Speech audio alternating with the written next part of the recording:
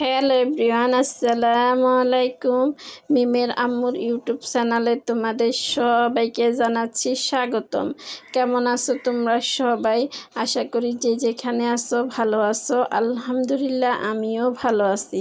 প্রতিদিনের মতোই চলে আসলাম আজকে আরেকটা ভিডিও নিয়ে। ভিডিওটা হলো পিঠার। আজকে আমার খুবই মন চাচ্ছে এই পিঠাটা খেতে, কিন্তু আমি তো বানাইতে পারি না। তাই মাকে বললাম, আমার মা তো খুবই অসুস্থ, সবাই অবশ্য জানেন। যে মাকে বললাম, পরে মা এই যে বসে বসে আমার জন্য এই পিঠাগুলা বানাইলো। মা যত অসুস্থ তাই খুবই কম বানাই নিলাম, যে আমার খুবই মন চাচ্ছে পিঠা খেতে। তাই এই যে বানানো হয়ে গেছে। হয়ে যাওয়ার পরে আমি একটা পাতিল বসাই দিলাম। পাতির মধ্যে কড়াই দুধ দিয়ে দিলাম। দুধটা গরম হইতে দিয়ে দিব।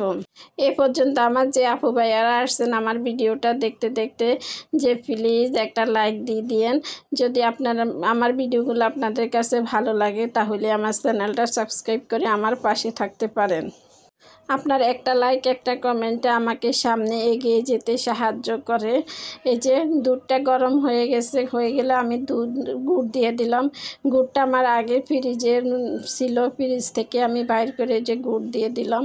2 টুকরা দারচিনি, 2টা লং দিয়ে দিলাম, এলাচ দিয়ে দিলাম, চিনি দিয়ে দিলাম। দিয়ে যে আমি আস্তে আস্তে এবার পিঠাগুলা দিয়ে দিব। এই যে পিঠাগুলা রাঁধতে সময় লাগবে না, খুবই তাড়াতাড়ি হয়ে যাবে। দেওয়ার পরে হয়ে যাবে, একটু রাখলেই হবে। এই যে একটু লাইরা ছেড়ে আমি কিছুক্ষণ রেখে দিব। এই পিঠাটা আমার কোন কোন আপু ভাইয়া খাইছেন কমেন্টে জানাবেন। এই পিঠাটা আমার কাছে খুবই ভালো লাগে। এই যে রান্না হয়ে গেছে, খুবই তাড়াতাড়ি হয়ে যায়, রান্না শেষ। সবাই ভালো থাকবেন, আল্লাহ হাফেজ, আসসালাম।